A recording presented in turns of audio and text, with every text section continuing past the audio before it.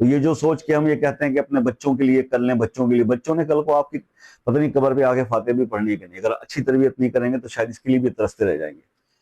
تو میں نے نہیں دیکھا کبھی بھی آج تک کہ جس کے ماں یا باپ یا دونوں ہی چلے گئے اور دنیا سے اس کی اولاد روٹ گئی، بہت اچھے بھی پلے ہیں، بہت اچھا اللہ ان کا بندوبست کر دیتا ہے، وہی کفیل ہے نا، اللہ تعالیٰ ہی کرتا ہے سب کچھ۔ اپنی فکر کریں، وہ زیادہ بہتر ہے۔ بہرحال جی، اگر پیسے میں برکت نہیں ہے،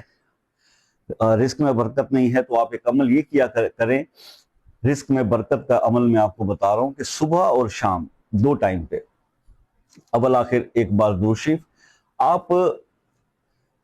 99 ٹائمز سورہ فاتحہ پڑھ لیا کیجئے، ایک بار درود ابراہیمی 99 دفعہ سورہ فاتحہ، اور پھر اس کے بعد 41 ٹائمز یعنی 41 مرتبہ آپ یا نافع اللہ تعالیٰ کا اسم ہے یا نافع یہ پڑھ لیا کریں، اور اس کے بعد پھر درود شریف پڑھ لیا کریں، درود ابراہیمی، اور اس کو آپ چند ہفتے کر کے